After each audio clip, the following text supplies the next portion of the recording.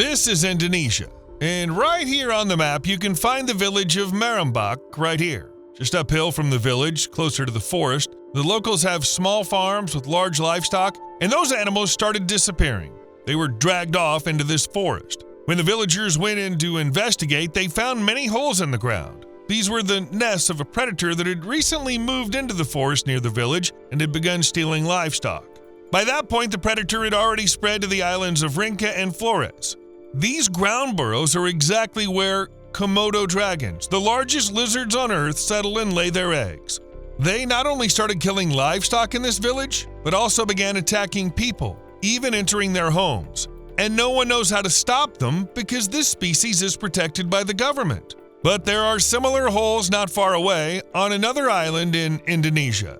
Here in the forests of Java, there are many of these burrows, but Komodo dragons can't move into them because they're already home to porcupines. No one can simply enter a porcupine's burrow because these are fairly large animals covered in long, sharp quills. When threatened, porcupines don't run, they defend themselves, turning their backs on the attacker and can seriously hurt anything that comes too close. After encounters like that, even large predators often learn to stay away from them.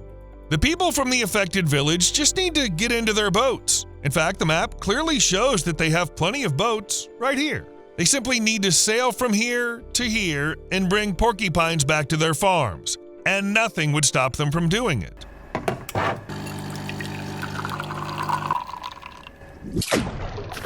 So how common is this problem really? Are these just isolated incidents, or has it already become something much more serious? Because the risk reaches a whole new level once these encounters start happening again. If a predator keeps running into people and never faces any real pushback, it gradually loses its fear and starts closing the distance. Oh my God, it's a monster! Oh yeah? And what are you gonna do? Cry? And that's exactly what people in a number of villages have been noticing. Over the past few years, attacks have become more frequent. As Komodo dragons get used to human presence, they stop seeing people as a threat. They come closer, which means the risk of one of them biting someone rises dramatically. So why is the number of attacks rising if the animals themselves haven't changed? A predator's behavior depends directly on how easily it can find food. When its usual prey becomes harder to find, it starts thinking, all right, where else can I get something nutritious without too much effort? Not because it's unusually aggressive, it's simply hungry and trying to get fed with as little effort as possible. Honestly, I can't even blame him.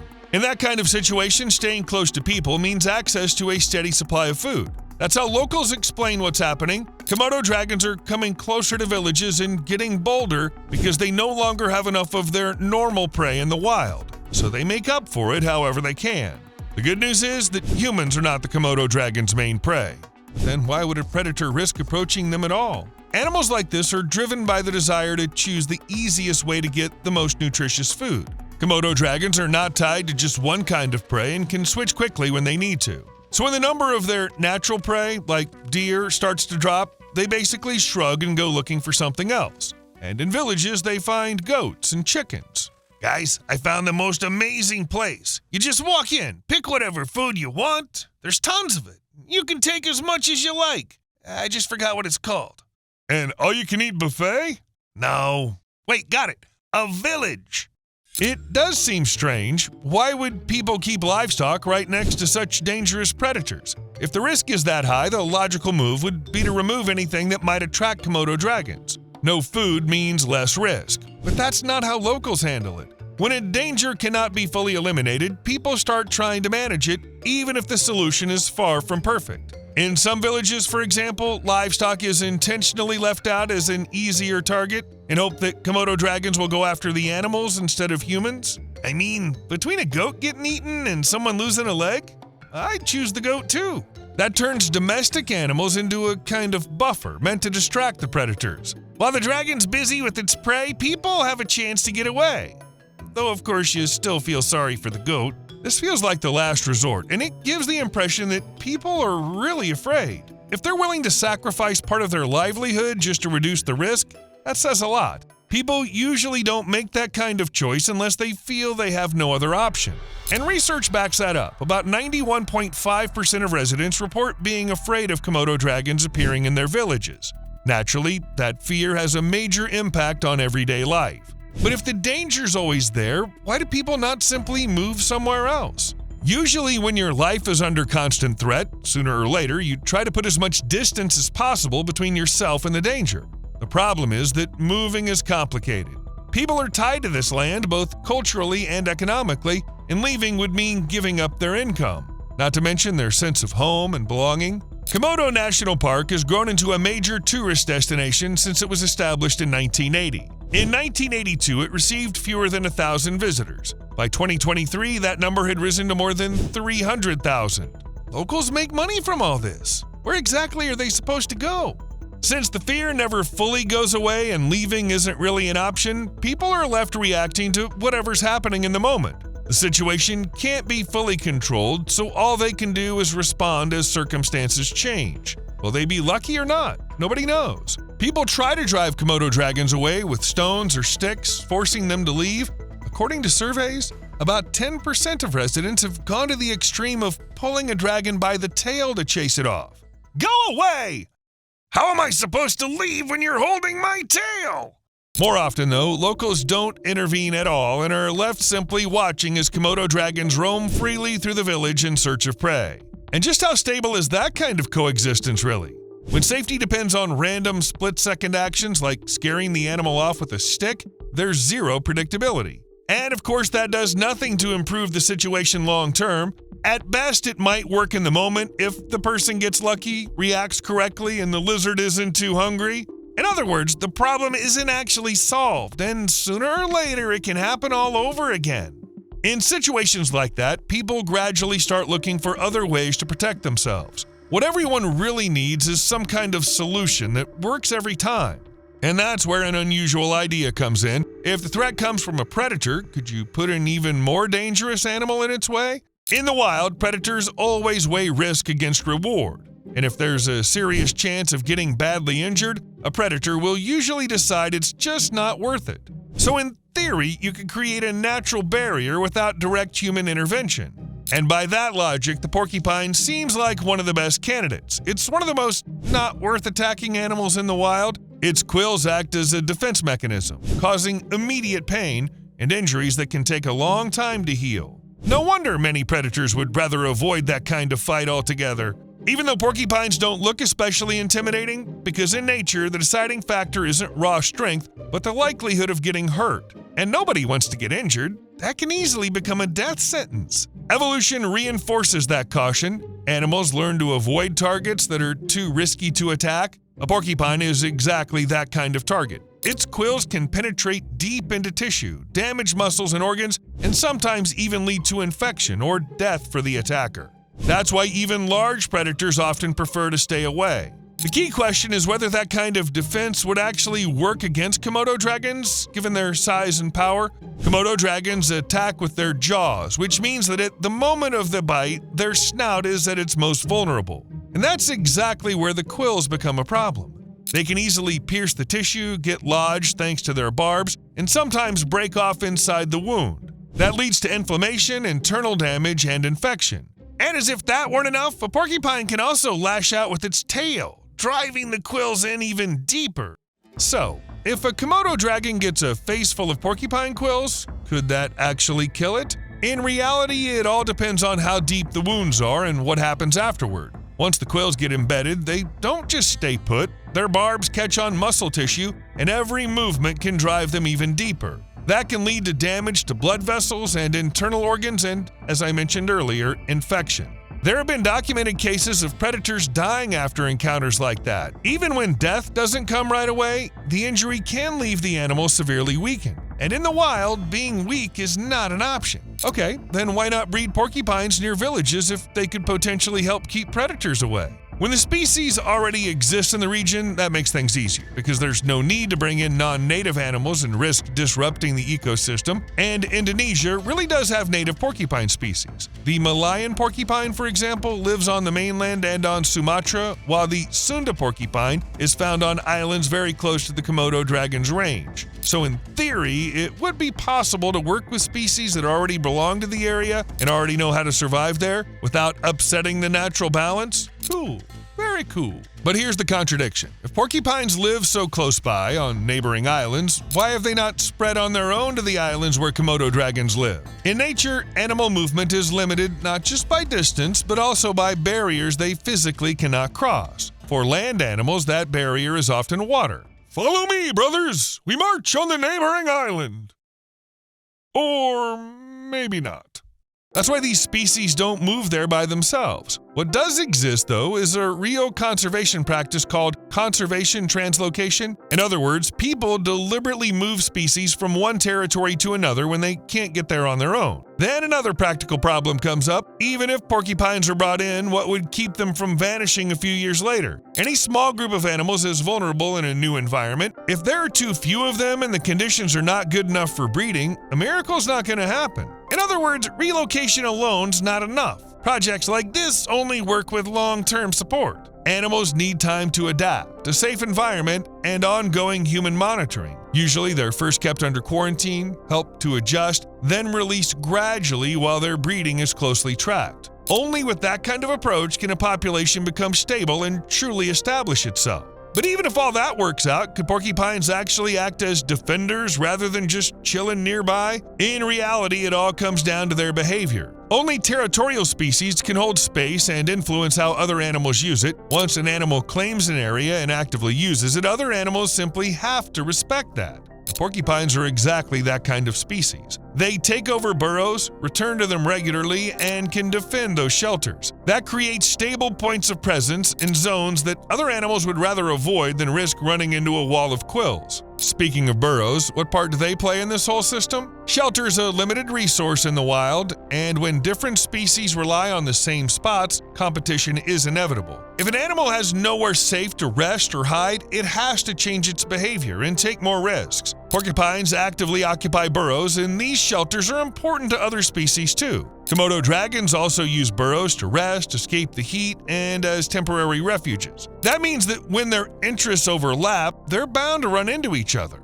And now we have a conflict. So what happens if porcupines start taking over burrows and firmly establish themselves there? When there's not enough living space to go around, species naturally start changing their behavior. Once all the safe shelters are occupied, an animal faces a choice: look for a new place or take the risk of using one that's already taken. Komodo dragons often don't dig burrows. Instead, they use ones that already exist, made by other animals, and now there are porcupines in them. Ah! Damn!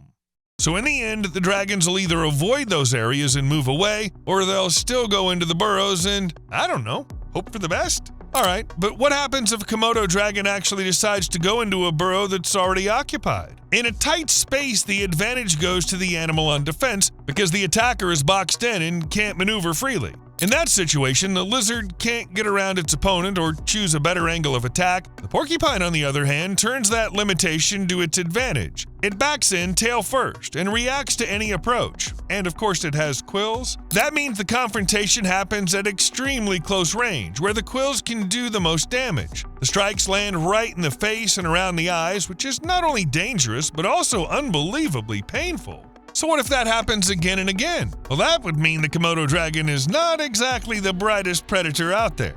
In the animal world, learning often comes through pain. When a hunting attempt ends in injury, it's remembered as a mistake. Predators generally don't repeat actions that could cost them their health or their lives, so if the same thing keeps hurting them over and over, that's a clear sign to stop doing that. Under those conditions, Komodo dragons may start avoiding areas where porcupines are present. The same pattern appears in other regions too. In Africa, predators usually keep their distance from porcupines after just one bad encounter. Finally, dinner time. Yeah, I'm starving. No, never again. But could this behavior be turned into a system and stretched across a larger area? After all, if porcupines work as a local deterrent, maybe their influence could be expanded. That way, they could help protect people from Komodo dragons. In theory, introducing porcupines around villages would create a zone predators would prefer to avoid. because they've already learned the hard way what those quills feel like. It becomes something like a living line of defense, where instead of a wall or a fence, you have porcupines. And the key point here is that this is not about wiping out Komodo dragons, but about reducing the number of encounters between them and people. A very humane solution. I wouldn't call it humane. What happens if porcupines themselves start becoming a problem for people? Any effort to boost a species' numbers can backfire in ways no one expects. Once animals begin reproducing rapidly, they start using every resource they can get to. And it makes no difference whether those resources come from the wild or from human farming. Porcupines feed on plants, and they can damage roots, bark, and crops. So in the end, solving one conflict could easily create another. In some regions, such as Pakistan, porcupines are already considered pests because they destroy orchards and farmland. The next danger is not really about people at all, but about the ecosystem and its resilience. Any sudden disruption, especially when one species starts multiplying at an explosive rate, can throw the whole system out of balance. Porcupines make heavy use of burrows, but as I mentioned earlier, those shelters are not important to them alone. Komodo dragons and wild pigs also rely on those burrows, and if porcupines end up occupying most of them, other species will be forced to look elsewhere. Obviously, there may not be enough space for everyone, and that can become a serious problem for the entire species. Things could get even worse when you factor in how predators adapt to change. Under constant pressure, animals rarely disappear right away. More often, they shift their behavior in order to survive. Komodo dragons may begin avoiding areas with porcupines, moving into other territories, or changing the times when they're active. For example, if porcupines keep kicking them around during the day, the dragons will just become more nocturnal. And just like that, the whole human defense strategy falls apart. In the worst-case scenario, the consequences could be even more serious. There's already an example from a nearby island where Komodo dragons disappeared after people wiped out their main prey, deer. So really, any intervention can end up backfiring. Still, how practical is this over the long term? A real solution shouldn't only fix the immediate problem, but also avoid creating new ones. Otherwise, what would even be the point? And the risks could keep piling up. Possible damage to agriculture, pressure on the ecosystem, and even the chance that Komodo dragons could eventually figure out how to get around the porcupines. In other words, the effect might be temporary, or it could turn one problem into 10 new ones. So porcupines might be one possible idea, but they're definitely not a universal solution. Then what about methods that actually work? The ones that have already proven effective in similar situations. After all, this is not a new problem. Conflict between people and predators has been around for a long time, which means there should be strategies that genuinely reduce the risk. One of the main principles is to remove the reason the predator's coming near people in the first place. In other words, no food means no reason for the dragons to come looking for you. In the case of Komodo dragons, that means keeping domestic animals under control. Goats and chickens are not left wandering around freely, secure pens are used, and livestock is generally kept protected. The next step has less to do with animal behavior and more to do with creating physical barriers. Once a predator runs into an obstacle, it starts calculating whether the effort and risk are worth it. If the prey is a hassle, it's not worth the trouble. For Komodo dragons, this is especially relevant because they tend to go after easy targets, so even something as simple as a sturdy fence can help. It will not necessarily stop a dragon if it's absolutely determined to get inside, but it will make the job harder, and that alone goes a long way. But honestly, the issue is far more complex than it first appears. This isn't just about animals themselves, but also about human behavior. Leave out an easy food source and that's it. The animal quickly realizes people equal food. Even weak signals can act as bait. Komodo dragons, for example, rely heavily on scent and respond to it extremely well. They're drawn not only to live animals, but also to garbage, because they are perfectly willing to eat carrion. The smell of fish, meat, livestock carcasses, or open dumps is basically one giant neon diner sign to them. As a result, villages end up attracting the dragons, and the situation only gets worse. So basically, people need to change their habits? If the root of the problem is the set of stimuli attracting the predators, then it makes sense to deal not with the consequences, but with the cause. Remove all that attracts them, and their interest in the area will naturally decrease. It doesn't require any advanced technology, but it does require discipline, proper waste control, food stored in sealed spaces, and constant cleanup of the surrounding area. And then Komodo dragons will stop seeing the village as a place where they can grab a quick meal. But the behavior of the Komodo dragons also matters. When the natural ecosystem breaks down, the animals lose their usual food sources and are forced to look for food elsewhere. That is, around people. This is not a change in temperament and not some desire to terrorize the village. It's simply a response to a shortage of resources. That's why the balance has to be restored as well. Protecting the dragon's natural prey, such as deer and wild boar, would also reduce the pressure on villages. So in the end, you can't just remove Komodo dragons from the equation. Let me remind you, this is a protected species, and it's already part of local community life. That means any solution has to take both the risks and the cultural context into account. In some villages, for example, the dragons are seen as part of local history and are even called cousins. Naturally, that affects how people behave and how willing they are to tolerate dangerous predators wandering through the area. Estimates suggest that about 83% of residents are willing to coexist with the dragons despite the danger, so radical measures are off the table. So the main question is, can living alongside Komodo dragons actually be made safe? Obviously, the risk will never drop to zero, but it can be reduced. The catch, as usual, is that it only works through a combination of measures that reinforce one another. Less food, more physical barriers, better habits, and suddenly the odds of getting bitten by a giant lizard are a lot lower. As for the porcupines, they remain just an interesting theory. One that's unlikely to be as effective as a broader set of measures used together. Still, it's a fascinating idea. You owe me a like. See you later.